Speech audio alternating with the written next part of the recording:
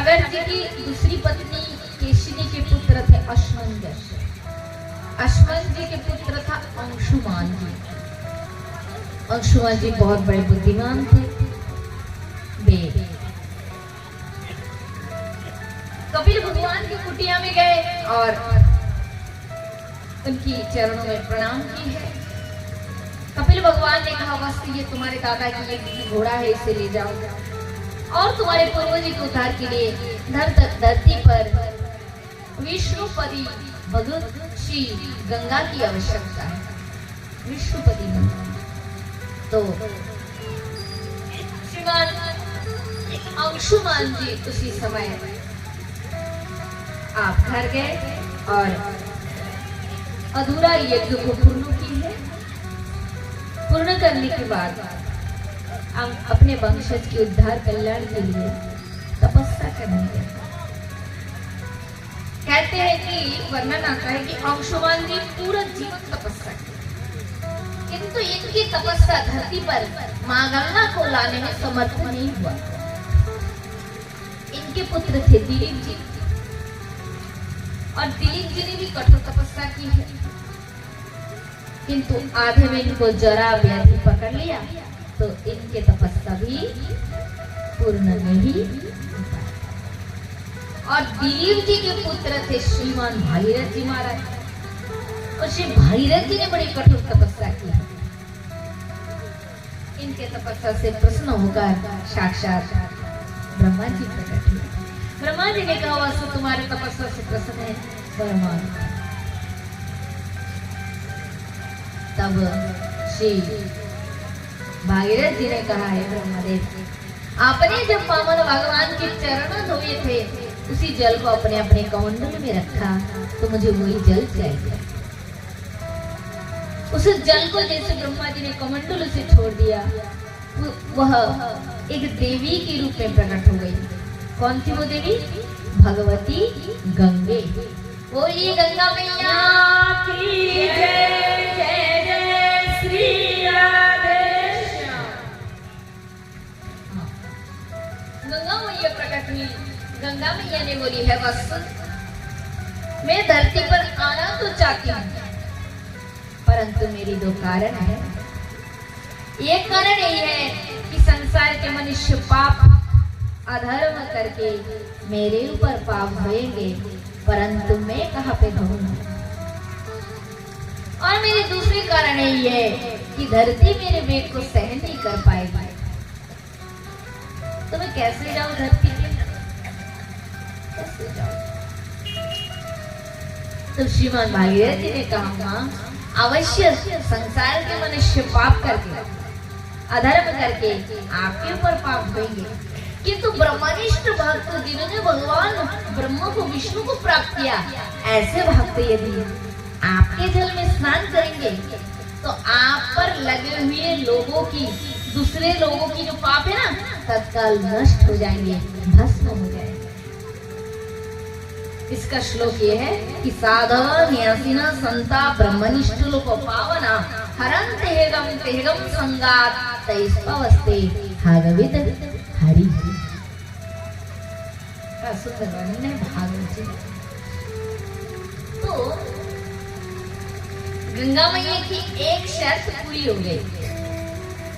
अब भागीरथ जी ने भगवान शंकर को प्रसन्न किया। भोले बाबा ने कहा, है गंगे, मैं अपनी जटा में तुम्हारी देह को धारण करूंगा। हो गया, दोनों शर्त पूरा हो गया।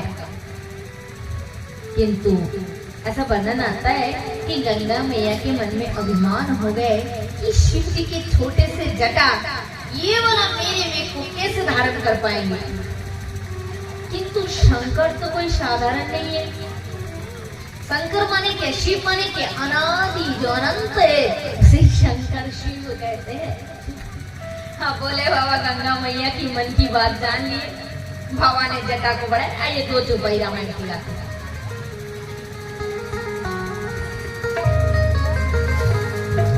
श्री राम जय राम, जय जय राम। श्री राम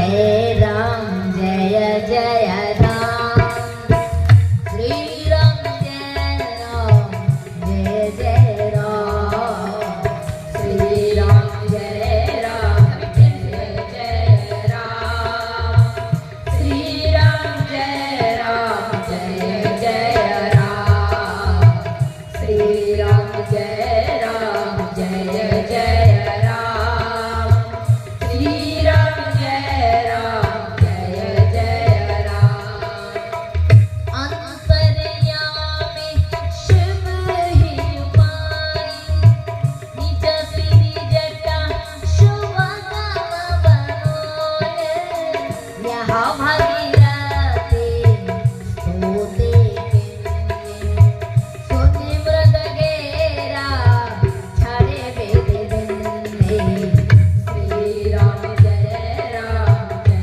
जय राम श्री राम जय जय राम श्री राम जय जय राम श्री राम जय जय राम छुटत शोर भयमो बतिहारी चकित देख वहीं गज ज्वारे सुरोसरी कोने शिव जटा समारे एक वर्ष ता रहे भुलानी श्री राम जय जय राम श्री राम जय जय राम श्री राम जय जय राम श्री राम जय जय राम श्री राम जय जय राम श्री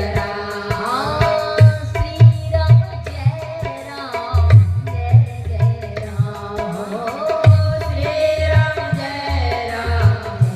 जय राम श्री राम जय राम बोले वृंदावन बिहारी लाल की जय जय श्री राधेश्याम महाराज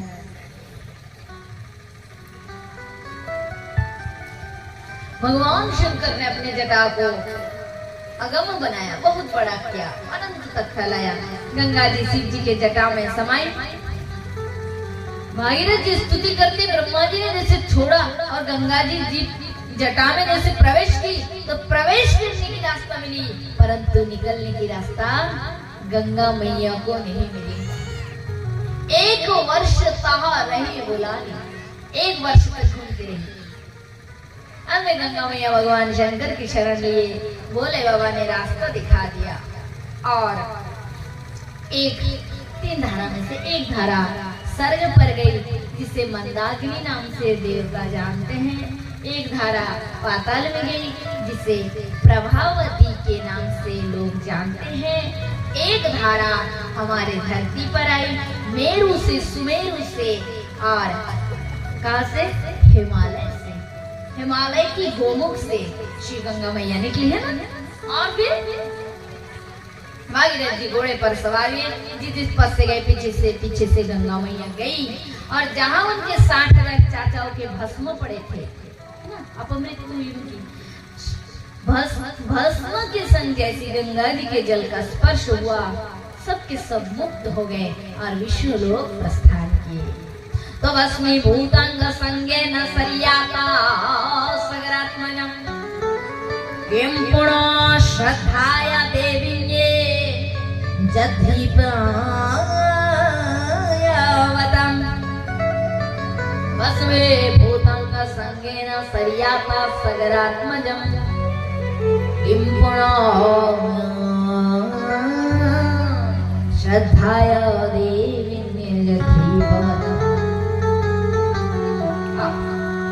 सब मुक्त हो गए। सुखदेव मुनि कहते हैं, परीक्षित अब कथा प्रसंग आगे बढ़ते हुए श्री भागीरथ जी के बाद आता है खड़वांग दृगबाहु लघु तस्मत् कृतुस्रवा अयस्तता महाराज तस्मत् दशो रथो भवत्। मतलब जैसे राम लीला में आ रहे, उनकी मनोभाव और परिवर्तन, आनंद में डूब रहे हैं। क्यों? क्योंकि राम चर्चा होते हुए कृष्ण चर्चा में जाएंगे, राम कथा होती है। तो भागीरथ जी के पुत्र खड़वा, दीर्घबाहु, रघु, ऋतुश्रवा, अजय के बाद हुआ दशरथ और देवताओं के विनय स्वीकार करने के बाद भगवान ब्रह्मचारी रूप अवतार लिए। तो आइए थोड़ा सा रामलीला का आनंद लेते हैं ना, फिर कृष्ण लीला में तो जाना ही है। वैसे आज कृष्ण लीला नहीं होगा, आज खाली बधाई, कल से कृष्ण कथा लीला है, आज थोड़ा सा रामलीला है और बधाई कृष्ण लीला। तो राम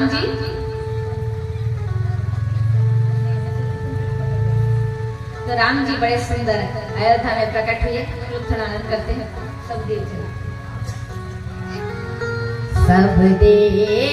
चले महादेव चले, सब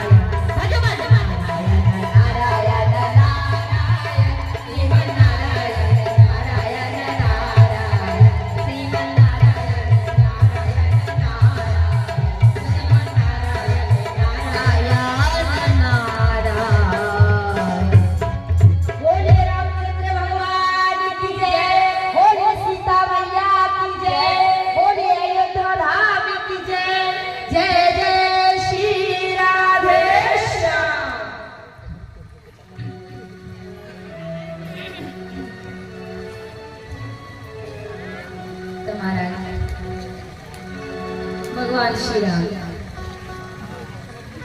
कारागार में, प्रभु अभी तक प्रकट नहीं हुए। सब देवता फूल लेके खड़े, सब देवता आपस में कह रहे कहाँ है कहाँ है। माता पार्वती कह रहे कहाँ है, अभी तक तो दर्शन नहीं हो रहा है, कहाँ है कहाँ है। सब देवताओं की नजर है आकाश की ओर। भगवान कब प्रकट होंगे? समय तो हो गया, वही टाइम, वही समय है?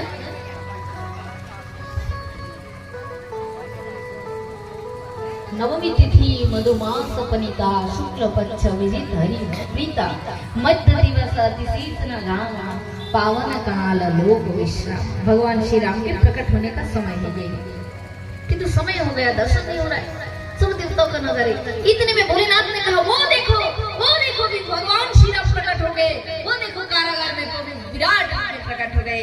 तब देवता आनंद में भरकर भगवान के ऊपर पुष्प वर्षा करने लगे। भय प्रकट कृपाला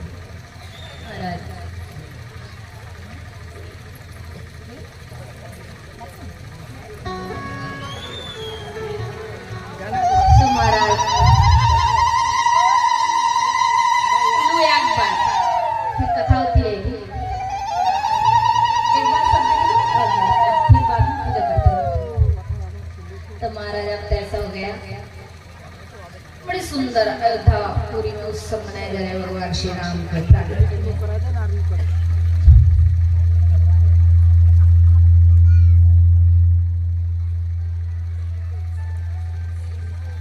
भगवान श्री राम बाल्यकाल में धीरे धीरे गुरुकुल में शिक्षा ली।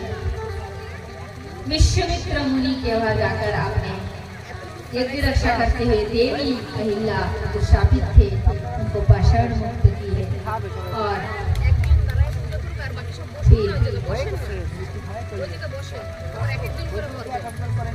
श्री मिथिलापुरी में भगवान श्री राम और लक्ष्मण को लेकर विश्वामित्र मुनि के भागवत जी में बहुत संक्षेप में रखा था, इसलिए संक्षेप में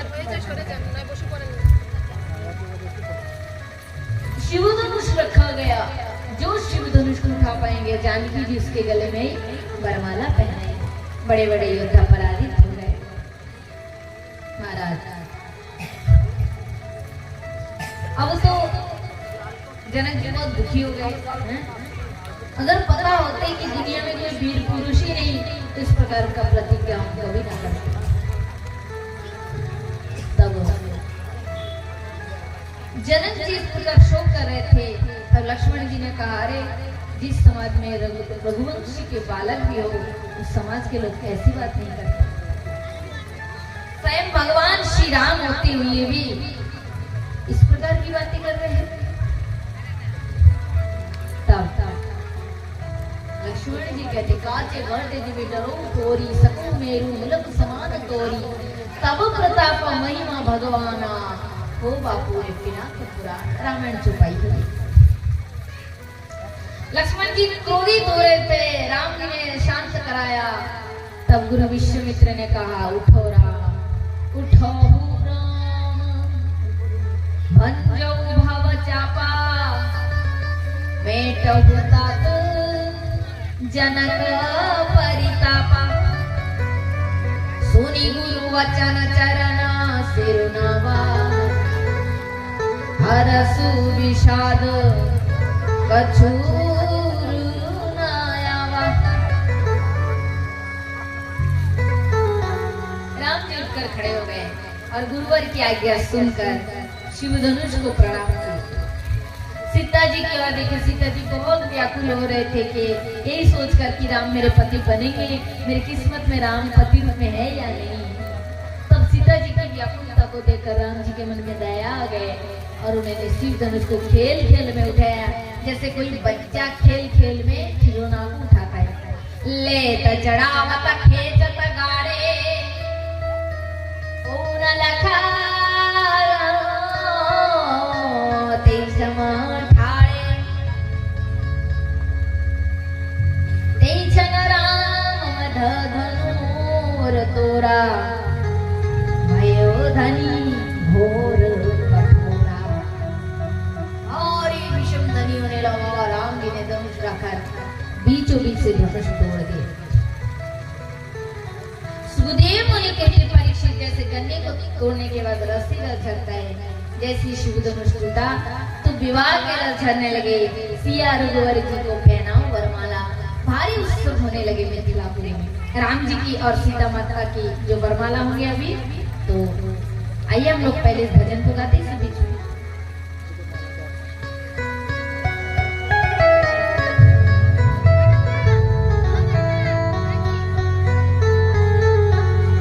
श्री रघुवर जी को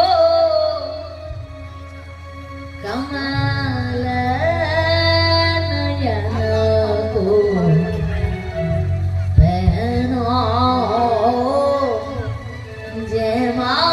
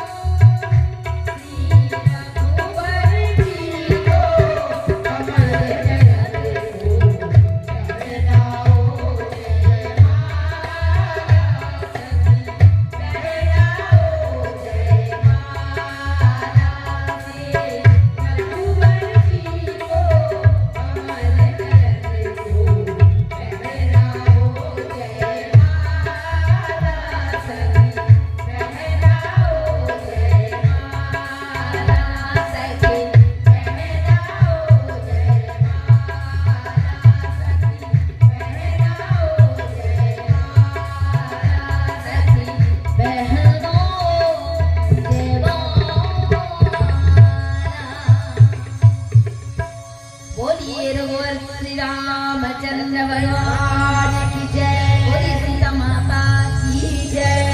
जय जय श्री राधे। हरे शरण। तो महाराज फिर विधिवत विवाह दी हुई, वरमाला पहनाए, उसके बाद विधिवत विवाह हुई, बाद में सब अयोध्या प्रस्थान किए। समय के अनुसार भगवान श्री राम अपने परिवार के, अपने वंशज के, पिता के मान की रक्षा हेतु, वचन की रक्षा हेतु अपनी पत्नी सीता और लक्ष्मण जी के संग 14 वर्ष वनगमन की है और वहां सुखपूर्वक निवास कर रहे हैं। रावण के बहन शूर्पणखा विवाह के प्रस्ताव रखे, तुम सम पुरुष न मम सम नारी, ये संजोग विधि रचा विचारी। शूर्पणखा ने बस बात रखी। राम जी ने कहा देखो देवी हम तो विवाहित है, तुम्हें विवाह नहीं कर सकते। शूर्पणखा ने बोली कोई बात नहीं, राजा लोग तो बहुत विवाह करते, कर लो, हमें भी कर लो। तब राम जी ने कहा बात तो सत्य है, किंतु हमने एक ही पत्नी व्रत धारण की, हम दूसरा शादी नहीं कर सकते। लक्ष्मण को दिखा दिया। लक्ष्मण जी ने कहा हम शादी वादी करके तुमको सिर पे बिठाएंगे, या तो मन में आए भैया की सेवा के लिए, अभी खुद ही सेवक है, तुम्हें भी सेविका दासी बननी पड़ी। चलो राजा के पास चले जाओ, रानी बनना। आगे शूर्पणखा राम जी के पास। राम ने क्या, धीर स्थिर शांत मर्यादा पुरुषोत्तम जी ने फिर से कहा देखो देवी हम तुम्हें विवाह नहीं कर सकते। आप तो क्रोध गुस्सा आ गए हैं, इतनी सुंदरी हूँ और ऐसी अपमान मेरी, कोई मुझे विवाह करना नहीं चाहते, आखिर इस स्त्री में है ही क्या। सीता जी पे नाराज हो गई।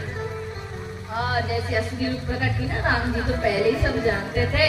लक्ष्मण को इशारा किए भैया थोड़ा इनको थोड़ा और सुंदर बना दो। लक्ष्मण जी ने तलवार निकाली और नाक काट दी, क्योंकि शूर्पणखा जो है ना उसमें प्रेम नहीं था, दिखावापन था, इसलिए ऐसे में तो भगवान नहीं मिल सकते। सो महाराज अब शूर्पणखा गई रावण के पास, सब कह सुनाई। रावण बदला लेने के लिए माता जानकी का हरण कर लिया और राम जी फिर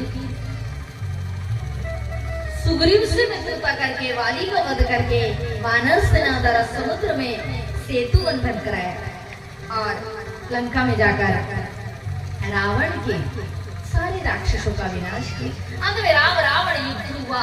राम रावण युद्ध में अंत में धर्म का विनाश हुआ। भगवान श्री राम युद्ध में विजय हुए।